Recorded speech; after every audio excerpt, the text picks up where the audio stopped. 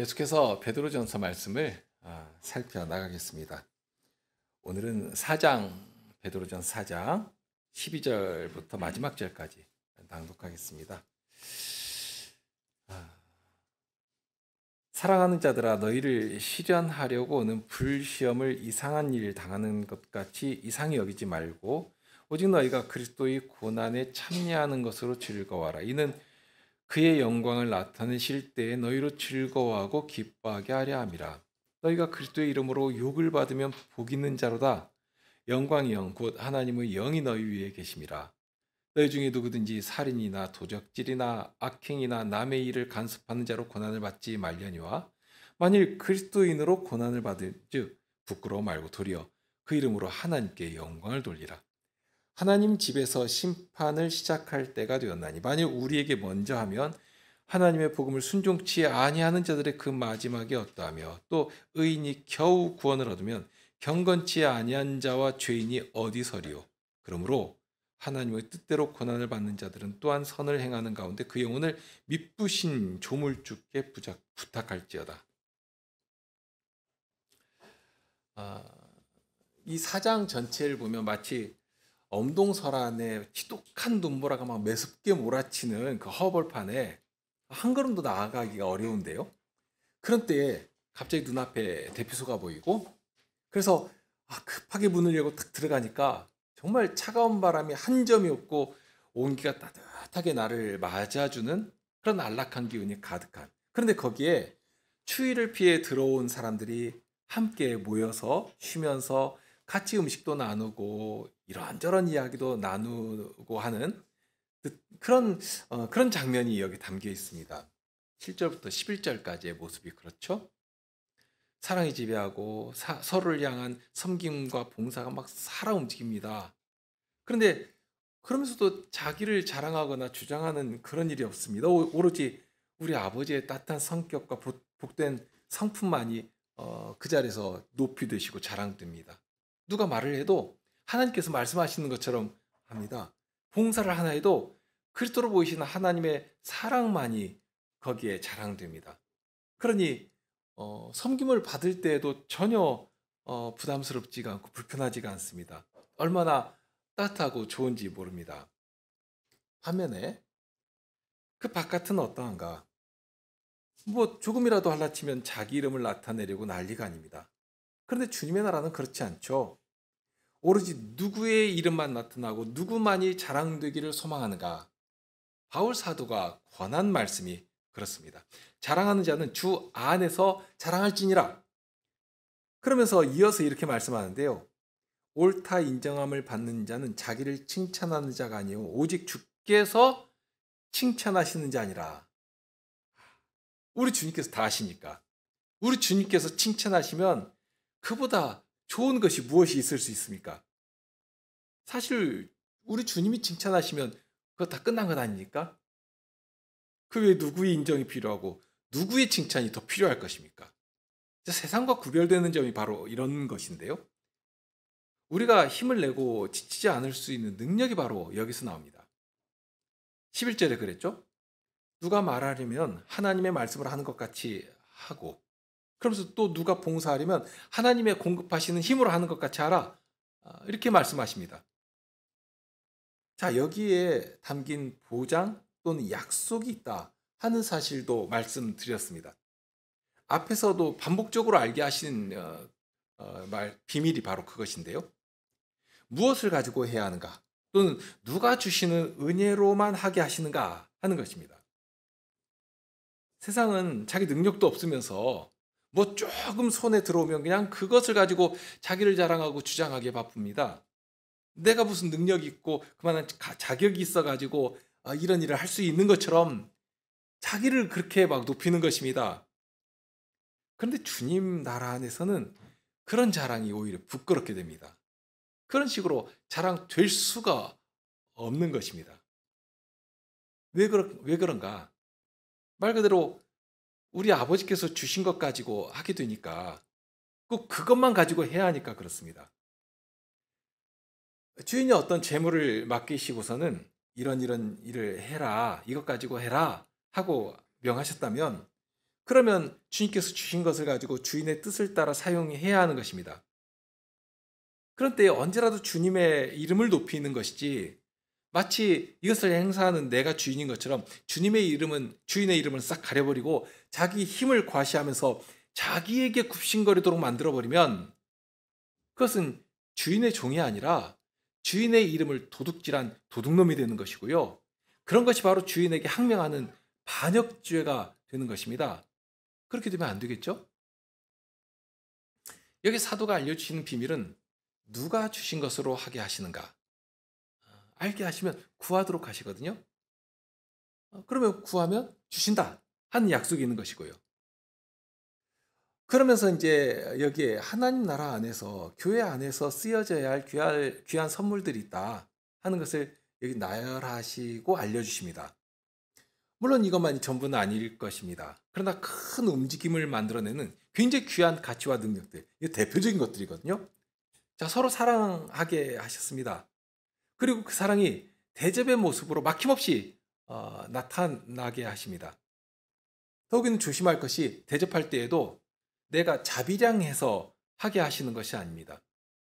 하나님께서는 청지기 일을 하게 하실 때 청지기가 일을 할 수 있도록 필요한 것들을 넉넉히 주십니다.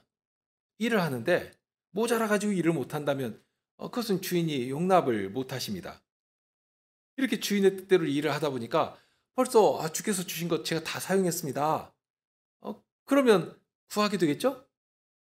이런 것들을 주신다면 더 힘써 일을 할 수 있겠습니다 하고 구하면 주인께서는 오히려 칭찬하시면서 더욱 풍성히 주실 것입니다. 그러니 은혜를 맡은 청지기라 하는 그런 말씀을 하신 것입니다.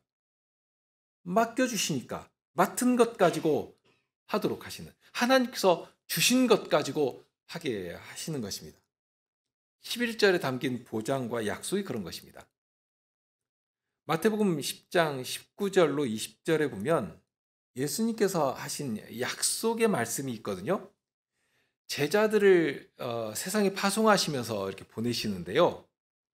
그런데 세상이 이 제자들을 아주 반기면서 제자들과 함께 하는가? 그렇지 않습니다. 오히려 제자들을 괴롭히고 제자들의 일을 하지 못하도록 이렇게 방해할 것이 아주 틀림없습니다. 그것을 미리 알려주신 것인데요.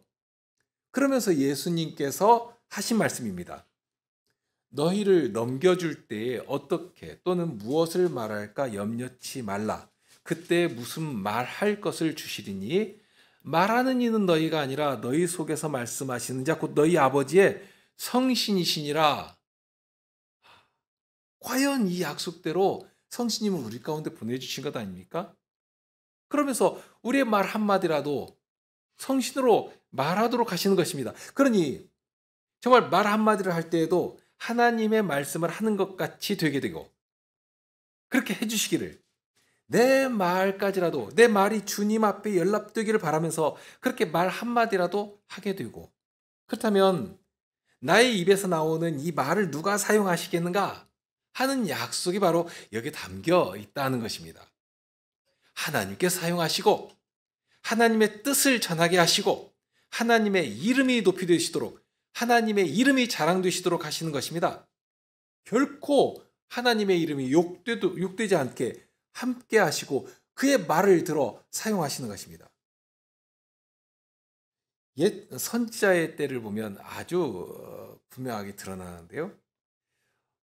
구약 백성들에게 선지자를 보내시면서 하나님의 말씀을 선포하도록 하십니다. 그러면 그의 입을 통해서 전해지는 말씀이 하나님의 말씀이냐 아니냐 하는 사실은 딱 하나로 증명되었습니다.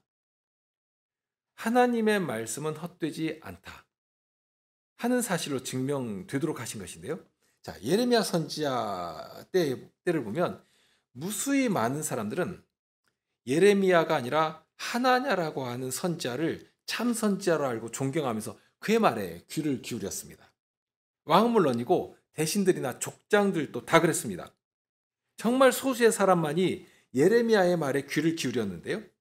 그런데 예레미야가 참된 선지자다, 하나님의 말씀을 전하는 선지자다 하는 사실을 어떻게 알 수 있게 되었는가? 딱 하나입니다. 예레미야의 입에서 나오는 말씀이 하나라도 땅에 떨어지지 않고 이루어지도록 해주셨습니다. 당장에 거짓 선지자이니 하나냐를 향해서 내가 여호와께 패역하는 말을 하였으니 금년에 죽으리라 하고 했는데요. 그러니까 과연 그 해를 넘기지를 못하고 7월에 죽었거든요. 원칙은 동일합니다. 우리가 하나님의 말씀을 하는 것 같이 할 때 무엇으로 그 사실이 증명되고 그의 말로 인해서 하나님의 이름이 높이 되시는 것인가? 하나님께서 성도의 입에서 나오는 그 말을 사용하셔서 하나님의 일을 행하여 나가실 때 그 사실이 증명되게, 자증되게 해주시는 것입니다. 내가 무슨 능력이 있어가지고 이 일을 이루는가? 그거 어림없는 이야기입니다. 사람의 계획이 무수히 많을지라도 그 일을 이루시는 분은 오직 한 분, 하나님만 계시거든요. 그런데 나처럼 이렇게 약하고 무능한 자들이 무슨 말을 한다고 해서 그 말이 실로 힘이 있어가지고 이루어지게 되는가? 그런 거 없는 것입니다. 그런데 하나님께서는 약속하시지 않습니까? 우리 입의 말까지라도 친히 붙들어 사용하시고 하나님의 이름을 전하며 나타내도록 해주신다 하는, 그러니까 우리 입에 마땅히 할 말을 주의 성신으로 함께 하시면서 심어주시고, 그렇게 되니까 사람의 말이 아니라, 거짓된 말이 아니라 하나님의 말씀이 되도록 해 주시는 것입니다. 얼마나 놀랍고 신비한 약속입니까? 무슨 무당들이 신내림 받아가지고 괴이한 목소리로 말을 해야 그런 것이 하나님의 음성인가? 오히려 거짓 선지자들이 그런 거 소위 퍼포먼스를 아주 잘하거든요. 사람들이 막 혹하도록, 무서워하도록. 그렇게 하는 것은 귀신들이 아주 잘하는 짓들입니다. 그러나 주의 백성들은 일상을 살아가면서 일상의 용어로 하나님 나라의 능력을 전하며 자랑하게 하십니다. 우리가 일상에서 내 마음에 있는 선한 심정을, 나에게 심어주신 이 소망에 관한 일들을 입으로 표현하고 나타낼 때 그 모든 말들을 주님께서 사용하시고 주님의 영광이 되도록 해 주신다. 주께서 사용하신다 하는 그런 말씀입니다. 자, 이런 보장이 이 말씀에는 있지만 동시에 중대한 책임이 있다 하는 사실도 생각하도록 합니다. 정말 우리는 말의 증인으로 살아가는 자들입니다. 말 그대로 여러분은 하나님의 사자들입니다. 세상이 누구를 보고 하나님을 알 수 있겠습니까? 어디에서 하나님을 알 수 있겠는가? 성도들의 발걸음을 통해서, 성도들의 말 한마디를 통해서 하나님 나라를 알게 되고 하나님에 대해서 들을 수 있게 되는 것입니다. 그러니까 우리를 보면 누구를 보게 되는가? 벌써 여러분들은 개혁교인이라는 그 타이틀이 딱 붙어 있지 않습니까? 누구도 다 알거든요. 내가 말할 것도 없이 우리는 예수 믿는 사람이라 하는 그 표딱지를 이마에 딱 붙이고 살아가는 사람들입니다. 계시록에 나오는 그 짐승의 표가 아니라 하나님의 인을 우리 이마와 우리 가슴에 새기고 살아가는 자들입니다. 그러니 더 주의해야 하고요.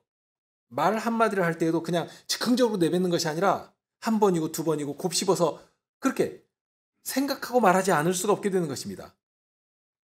혹시라도 내 말 한마디에 주님의 이름과 영예가 실추되지는 않는 것인가? 내가 이렇게 행동하면 이것이 혹시라도 교회의 이름에 누가 되지는 않겠는가? 그냥 세상과 똑같이 살아버리면 세상은 우리를 반기고 좋아할 것입니다. 같이 지내자고, 친하게 지내자고 잘 대해줄 것입니다. 그러나 그 이면에는 어떠한 조롱과 멸시가 움직이겠는가? 이건 생각할 것도 없이 아주 분명하거든요. 그렇기 때문에 이 모든 일을 시작하기 전에 기도하도록 하신 것이고요. 자, 보장이 있다. 말씀드렸지 않습니까? 하나님의 말씀을 하는 것 같이 하고 또 하나님의 공급하시는 힘으로 하는 것 같이 하라 하신 이 말씀에는 그렇게 해 주겠다 하는 그 약속이 있는 것이니까, 공급해 주시는 것이니까요. 공급해 주시는 것이니까 공급해 주시는 그 힘으로 하도록 하신 것입니다. 그러니 기도하면서 늘 구하면서 그 일을 힘써 해야 합니다. 약해지지 말고 또는 머뭇거리지 말고 하라 하시는 것입니다. 특히 11절까지의 말씀은 이 복된 사회 안에서의 움직임에 대한 것이니까 세상 앞에서 무엇을 이렇게 나타내고 이렇게 자랑하기 전에 이 안에 마치 농축적으로 응집해서 이 복된 사회 안에 이런 강력한 원칙이 마치 중력의 법칙처럼 작용하는 그 터 위에서 말도 하고 무엇을 행하기도 하고 이렇게 하게 하신 것입니다. 그렇게 한즉 범사에 예수 그리스도로 말미암아 하나님이 영광을 받으시게 하려 함이니 했습니다. 그러니까 우리 일상에서 이처럼 그리스도의 이름으로 살아가니까 우리가 그렇게 살아가니까요. 하나님의 영광을 높이는 자리에 이르도록 내가 굳이 따로 떼어가지고 내가 이 일을 해서 하나님께 영광을 돌려야지 하고 하지 않아도 자연스럽게 나도 모르는 사이에 그렇게 해주시는 것입니다. 달리 말하면 이런 예배 시간처럼 특별하게 따로 떼어가지고 올려지는 그런 영광은 말할 것도 없고요. 그만이 아니라 우리 일상에서 내 모든 생활 영역 속에서 하나님께 나의 말 한마디라도 나의 행동 하나라도 영광이 되도록 해주신다 하는 그런 말씀이니까 이것이 얼마나 힘이 되고 위로가 되는지 모릅니다. 과연 이 모든 일을 이루시는 하나님께 영광과 권능이 영원토록 있으실 것입니다. 정말 그러시거든요. 주님만이 우리의 찬송을 받으실 우리의 주님이시다 하는 찬탄을 하지 않을 수가 없게 되는 것이고요. 자, 이런 복되고 아름다운 사회를 우리 앞에 보여주시면서 그런데 이제 그 다음에 이어 나오는 오늘 읽은 말씀이죠. 12절 이하에 나오는 그 장면을 보면 바깥에 엄혹하고 두려운 상황이 펼쳐지고 있습니다. 여전히 고난이 우리를 기다리고 있거든요. 그러면서 그 불시험이라는 말도 나옵니다. 그러니 얼마나 두려우면 불시험이라고 했겠는가. 그것이 덕하니 기다리고 있는 것입니다. 그런데 불시험이 있을지라도 고난이 있을지라도 이제는 힘을 내서 나갈 수가 있게 되는 것입니다. 위로를 받았고 충분히 쉬었습니다. 그런 이제 다시 그 엄혹한 세상을 향해 우리 주님께서 가라고 하시니까 그 세상을 향해 뚫고 나갈 용기를 얻게 되는 것입니다. 사도는 그런 세상에서 받게 되는 어려움과 고난이 어떠한 것인지를 알고 있습니다. 알려주십니다. 우선 분명한 사실 하나가 있는데요. 여기 나오는 시험들, 고난들, 역경들 이런 것들은 끝이 없는 것이 아닙니다. 끝이 있고 그리고 결과까지도 무엇이다. 아주 분명하게 알려주십니다. 그러니까 끝이 있고 결과가 있는 어려움들입니다. 사람이 가장 비참하게 되는 그런 때가 언제라고 하는가 하면 보통은 모든 소망이 다 사라질 때라고 합니다. 어떤 비극적인 상황에서도 희망이 살아 움직이면 그 비극을 견디고 나갈 수 있게 되거든요. 그런데 꿈도 사라지고 희망도 사라집니다. 그럼 어떻게 되는가? 모든 줄을 놓아버리고 그냥 극단적인 선택을 해버립니다. 아무런 소망이 없으니까 무엇으로 견딜래야 견딜 수가 없는 것입니다. 조금이라도 뚫고 나갈 수 있는 희망의 빛이 신라같이라도 보여야 그 희망 끈이라도 붙들고 살아갈 것인데 그것이 없으면 무너지는 것이거든요. 그런데 12절 이하를 보면 그 말씀에는 결말이 아주 확실합니다. 끝이 명확하거든요. 어떤 면에서는 우리에게는 그 결과를 다 알려주십니다. 그러면서 알고서 싸우도록 하십니다. 상대는 이 결과를 모르니까 미친 듯이 무엇을 하는데 그래서 당장에는 나를 이긴 것 같이 아주 거들먹거리고 거만하게 굴기도 하는데 근데 그 끝이 어딘가 이거 다 알게 되면 오히려 그 자랑하던 순간이 얼마나 우습게 되고 거만하게 굴던 그 모습이 얼마나 추하게 되겠는가. 오히려 우리 눈에는 그런 모습을 보면 참 불쌍하다. 이 사람이 조금 후에 일어날 일을 안다면 저렇게 할 수가 없는데 오히려 그 사람이 불쌍하게 여겨지고 오히려 그의 자랑이 참 우리 혀를 찰 만큼 그렇게 되는 것입니다. 자, 여기 사도가 보여주는 장면이 그렇습니다. 분명 그 순간만 딱 떼어놓고 보면 우리는 고난을 당하고 불시험에 떨어져 있습니다. 그런데 그 시험과 고난은 끝이 없는 것이 아닙니다. 어떻게 될지도 모르는 불확실성 속에서 갈피도 못 잡고 막 이리저리 헤매는 그런 불시험이 아니라 하는 말씀입니다. 그러면서 또한 어떤 중요한 결과를 내는 시험이기도 한데요. 14절에 보면 욕을 당하면 복이 있다 하고 말씀합니다. 그러면 그 욕을 당하는데 뭐 때문에 복이 있다고 하시는가? 그 이유가 하나님의 영광의 영이 우리 위에 계시기 때문이라고 하십니다. 그럼 17절을 보면 하나님의 집에서 심판을 시작할 때가 되었다. 막 임박한 것입니다. 임박한 거. 조금 있으면 만유의 주께서 심판대 앞에 우리 모두를 한 명도 예외 없이 다 소환하여 세우시고는 그의 행한 대로, 그가 말한 대로 판단하시고 심판하실 것입니다. 그러니 고난받는 우리가 큰일 난 것이 아니라 세상을 믿고 거들먹거리던 저 사람들이 더 큰일 난 것입니다. 어떤 면에서는 누가복음 12장 20절에서 하신 말씀이 여기 적용되는데요. 어떤 부자가 자기 배를 두드리면서 이렇게 말하죠. 또 내가 내 영혼에게 이르되 영혼아 여러 해 쓸 물건을 많이 쌓아두었으니 평안히 쉬고 먹고 마시고 즐거워하자 하리라 하되 하나님은 이르시되 어리석은 자여 오늘 밤에 내 영혼을 도로 찾으리니 그러면 네 예배한 것이 네 것이 되겠느냐? 그리고 정말로 그 밤에 저의 영혼을 불러버리셨습니다. 그러니 어떻게 되겠습니까? 자기가 가진 것, 거만하게 의지하면서 스스로를 높였던 모든 것들, 그 모든 것들이 하룻밤도 못 지나고 얼마나 부끄러운 것이 되겠는가 하는 것입니다. 지금 그런 유사한 장면이 여기 그려지고 있거든요. 자, 여기 보시면 우리 성도들은 말 그대로 불시험을 뚫고 나가야 합니다. 얼마나 힘들면 불시험이라고 했겠습니까? 그런데 그것이 목적도 없고 끝도 없는 그런 것이 아니라는 말씀입니다. 일단은 목적이 있습니다. 12절에 나오는데요. 거기 실현하는 불시험이라고 했죠? 실현한다는 것은 연단하는 것이고 시험하는 것입니다. 마치 예수님의 말씀, 그 마태복음 7장 말미에 보면 예수님의 말씀을 듣고 행하는 자는 그 집을 반석 위에 지은 지혜로운 사람 같다 하는 말씀이 나옵니다. 건물을 지었는데 혹시라도 비가 나고 창수가 날 때 어떻게 되겠는가? 그 주초를 반석 위에 두었다면 아무리 창수가 나고 바람이 불어도 뭐 끄떡이 없습니다. 그런데 만일 모래 위에 집을 지어버리면 어떻게 됩니까? 그 무너짐이 아주 크고 심히 부끄러움을 당하게 되지 않겠습니까? 여기 시험이 이제 그런 것입니다. 과연 반석 위에 지었는가? 아니면 모래 위에 지었는가? 그것을 확인하는 것입니다. 봄철에 가랑비 내리듯 이렇게 아주 가볍게 내리는 비로는 그것 확인 안 됩니다.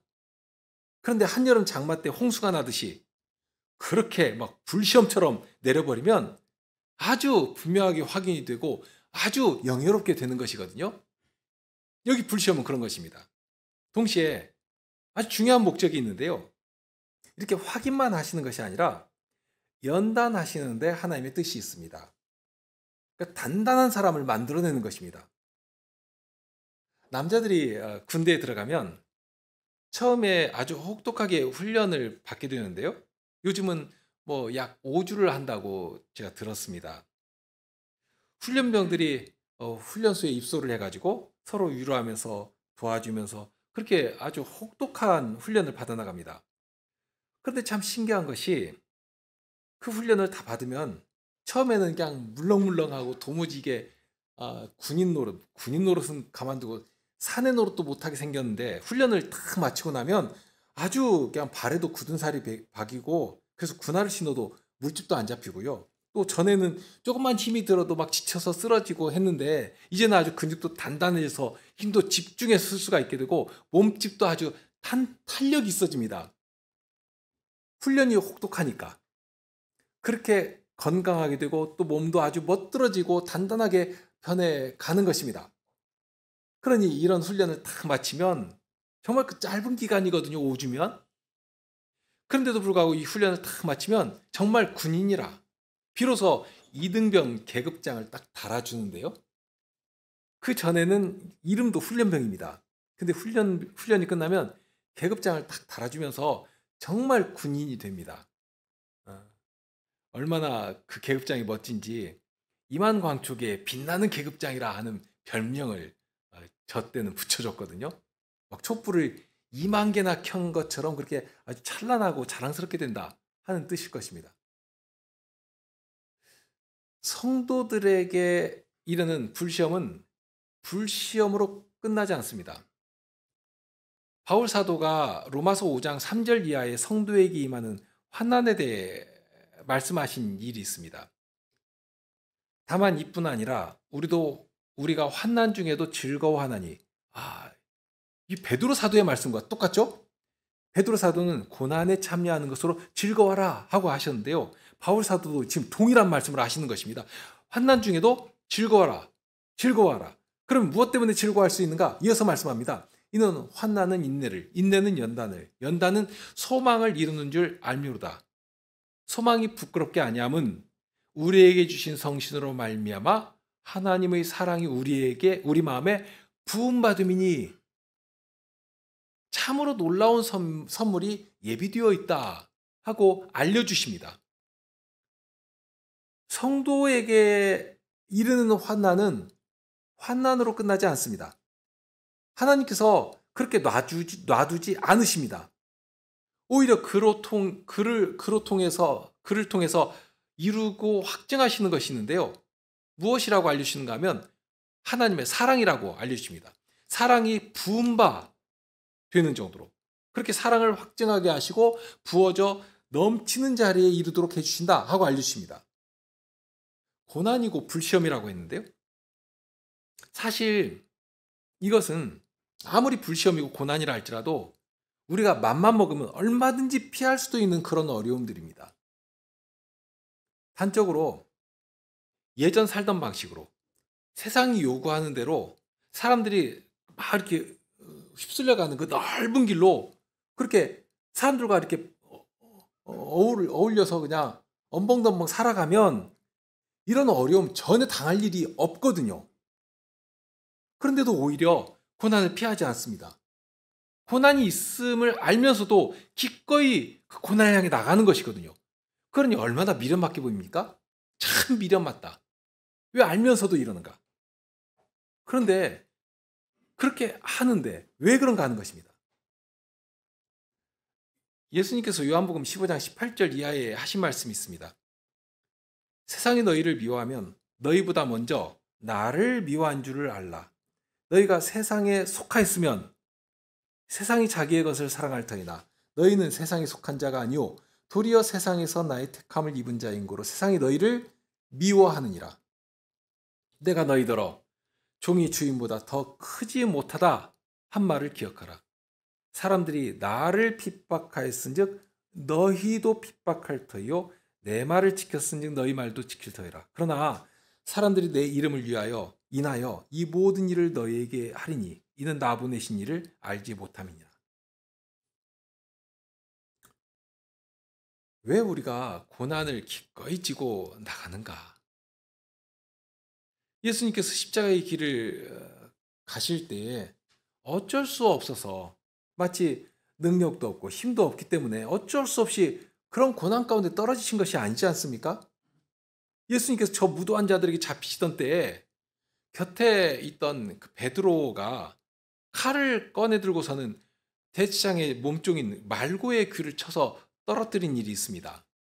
그런데 예수님께서는 그 사람의 귀를 나서 주시면서 베드로에게 검을 꽂으라고 하시죠. 그러면서 하신 말씀이 있는데요. 마태복음 26장 53절입니다. 너는 내가 내 아버지께 구하여 지금 12영 더 되는 천사를 보내시게 할 수 없는 줄로 아느냐 하고 말씀하십니다. 예전 엘리사가 있던 성을 아람의 왕이 이 엘리사 한 명을 잡겠다고 군사를 보내가지고 성을 겹겹이 에워싸은 일이 있었습니다. 그 모습을 이제 아침에 엘리사의 사환이 이제 보게 되었는데요. 얼마나 두려웠는지 어찌할 줄을 모르고 있을 때 엘리사가 하나님께 기도를 합니다. 여호와여, 원컨대 저희 눈을 열어서 보게 하옵소서. 이렇게 기도하니까 하나님께서 사환의 눈을 떠서 보게 하십니다. 눈이 가려져 있을 때는 거기 성을 에워싼 아람의 군사들만 보였습니다. 얼마나 무서웠겠습니까? 그런데 여호와께서 저의 눈을 떠서 보게 하시니까 아람의 군사와는 비교도 되지 않은 여호와의 천군들이 그냥 산에 가득했습니다. 천사들의 무장은 불말과 불병거였거든요. 천사 하나만 보낼지라도 저들 아람의 군대는 그 자리에서 전멸입니다.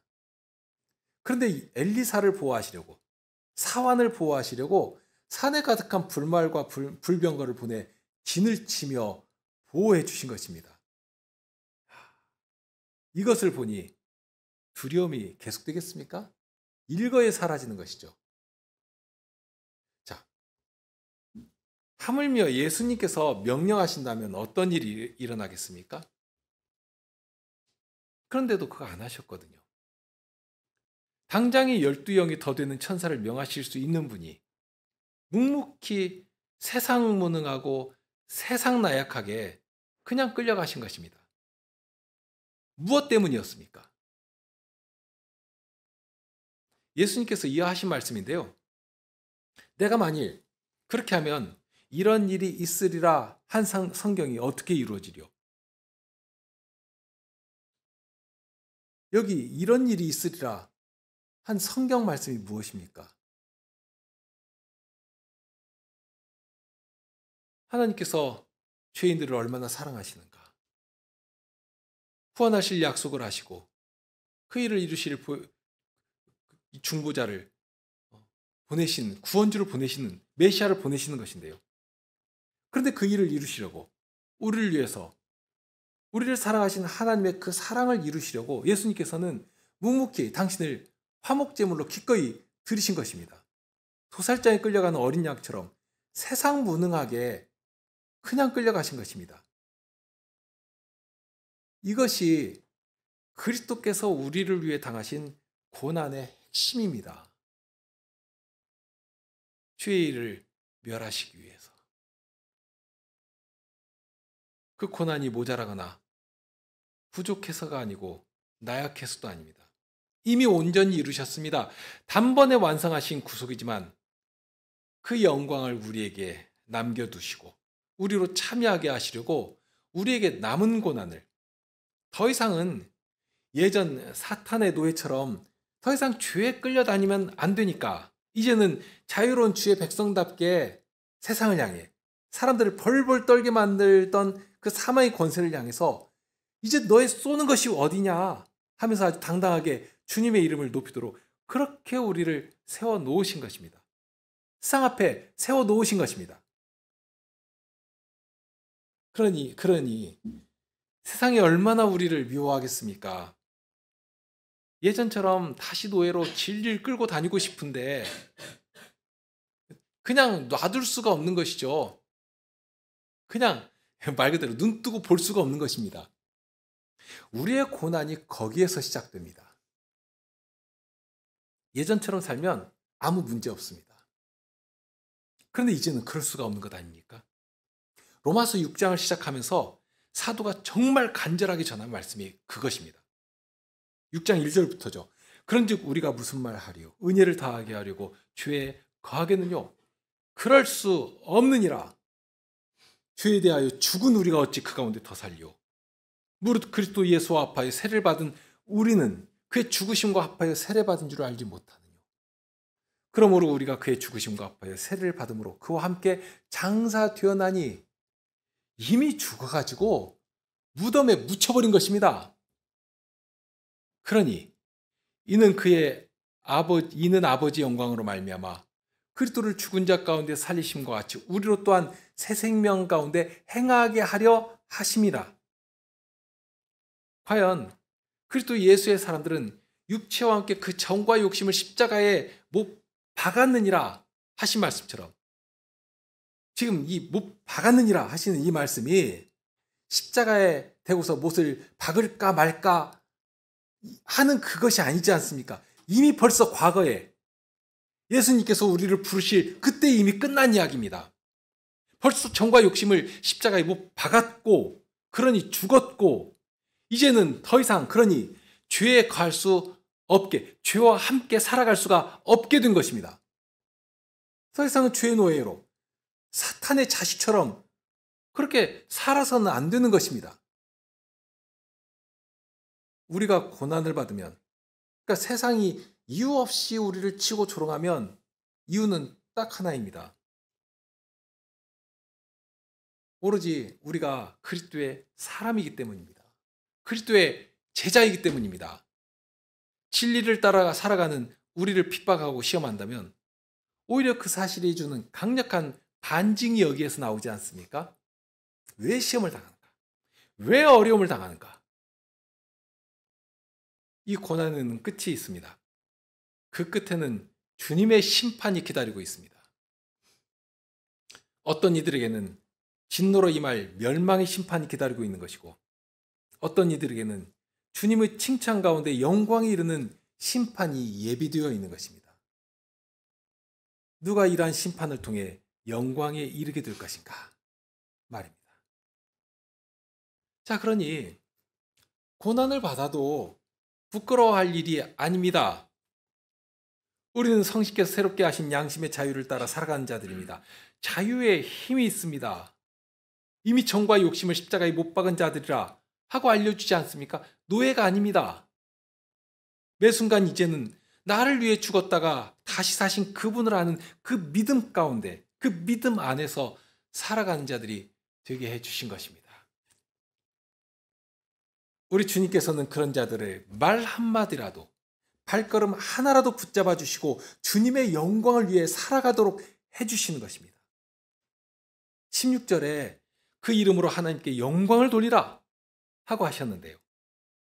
우리가 무슨 대단한 능력이 있다고 하나님께 영광을 만들어서 돌릴 수 있는 것인가? 그런데 하나님께 영광을 돌릴 수 있게 해주신 것입니다. 세상과 구별되어 살아가기에 욕을 당하면, 고난을 당하면 그 욕과 고난이 벌써 그 자체로 하나님의 영광이 되도록 해 놓으신 것입니다. 고난이지만 하나님께는 영광이 되도록 하시는. 마태복음 5장 10절에 예수님께서 하신 말씀이 있습니다. 의를 위하여 핍박을 받은 자는 복이 있나니 천국이 저희 것임이니라. 지금 베드로 사도가 아주 확신을 가지고 이런 말씀을 담대히 전할 수 있는 그 이유가 바로 이 예수님의 이 말씀에 뿌리를 두고 있기 때문입니다. 우리가 주님의 이름 때문에, 진리와 함께 싸워 나가기 때문에 욕을 당하고 고난을 당하고, 정말 세상이 요구하는 대로 그냥 사람들이 우르르 몰려가는 그 넓은 길을 따라 살아가 버리면 하등 어려움 당할 일이 없습니다. 그런데 진리 때문에 교회를 건설해 가야 할 이 사명이 너무 존귀하여서, 그러니 멈칫거리고 거슬러 행하고 좁은 길을 굳이 찾아가는 자들입니다. 그러니 욕을 당하고 핍박을 받고 그렇게 되는 것입니다. 받지 않아도 될 어려움을 당하는 것입니다. 우리가 그렇게 살아가고 있지 않습니까? 그러나 그런 자가 어떤 자라고 말씀하십니까? 예수님께서 의를 위하여 핍박을 받은 자는 복이 있나니 너희가 바로 복 있는 자다 하고 말씀하십니다. 앞으로 복 받을 것이다가 아닙니다. 이미 복 가운데 살아가는 복된 자다 하는 말씀입니다. 왜 그런가? 천국이 너희 것이기 때문에 이미 하나님 나라에 들어와 살게 하시는 것이고, 하나님의 영원한 나라를 상속해 하시는 그 증거를 이렇게 고난받아 살아가는 그 자리에서 확인하게 해주시는 것입니다. 예수님께서 의를 위해 핍박을 받은 자는 복이 있다 하고 말씀하시면서 이어서 이렇게 말씀하십니다. 나를 인하여 너희를 욕하고 핍박하고 거짓으로 너희를 거스려 모든 악한 말을 할 때는 너희에게 복이 있나니 기뻐하고 즐거워하라. 하늘에서 너희의 상이 큼이라. 너희 전에 있던 선자들을 이같이 핍박하였느니라. 감히 이렇게 고난받는 자를 선지자의 반열에 세워주십니다. 아까 예레미야 선지자도 말씀드렸는데 예레미야, 이사야, 다니엘 그런 선지자들의 반열에 우리를 세워놓으시니 이 얼마나 복되고 영예스러운 일입니까? 고난의 비밀이 이런 것입니다.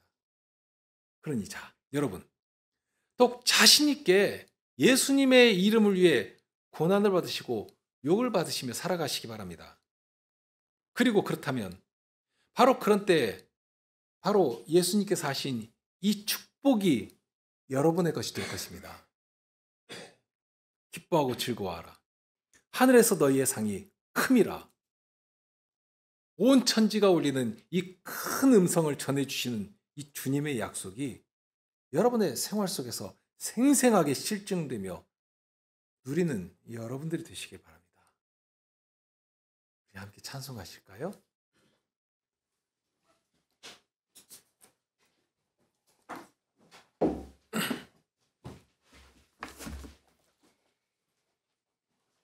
시편 17편 1절, 2절, 3절입니다. 17편 1, 2, 3절입니다.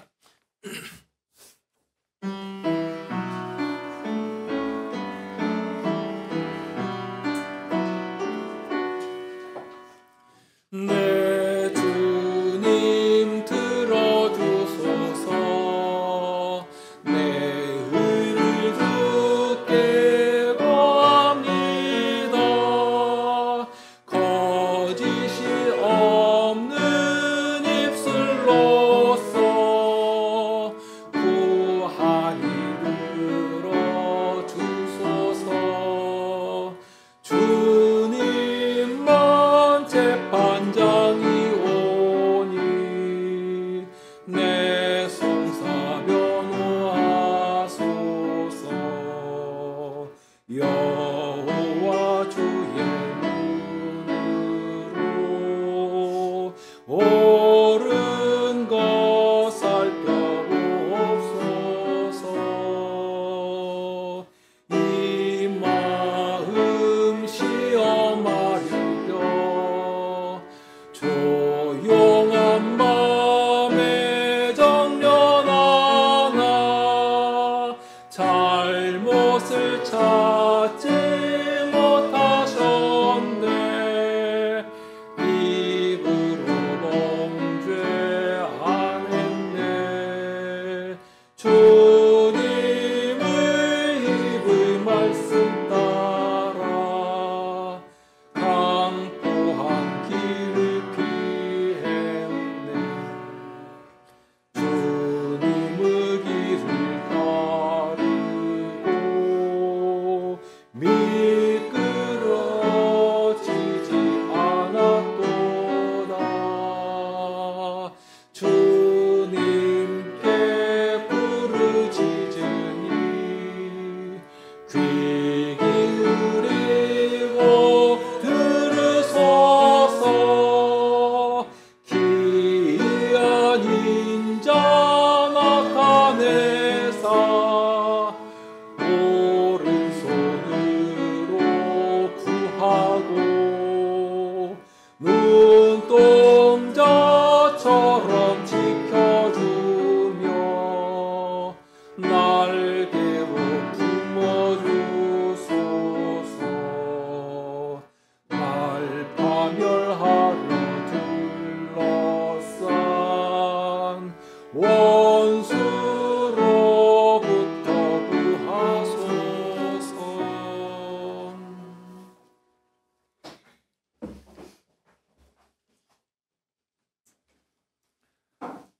주님, 저희는 참으로 약한 자들입니다. 그런 자들인지라 주님의 칭찬과 주님의 축복이 없이는 살아갈 수가 없는 자들입니다. 심지어 세상의 칭찬이라도 듣기를 바라는 자들이고, 그런데 이처럼 주님의 이름과 영광이 기다리는 그 길을 알려주시며 그 길을 따라 살아가도록 오늘 또 이 놀라운 비밀을 알려주십니다. 저희가 혹시라도 저희 잘못으로 세상에서도 없는 그런 부끄러운 일로 인하여 주님의 이름에 욕을 끼치는 일이 없게 하여 주시고, 그러나 주님으로 인하여 교회의 행보로 인하여 손해를 보고 욕을 당하고 어려움 가운데 떨어질 때에는 오히려 그 일이 확신이 되고 주님의 영광이 되도록 그렇게 저희를 사용하여 주시고 저희 발걸음을 축복하여 주옵소서. 주님, 저희 고난이 주님께 영광이 되게 하시고 마지막 심판대 앞에서도 주님의 칭찬이 되게 하여 주옵소서. 우리 주님 예수 그리스도 이름으로 기도드립니다. 아멘.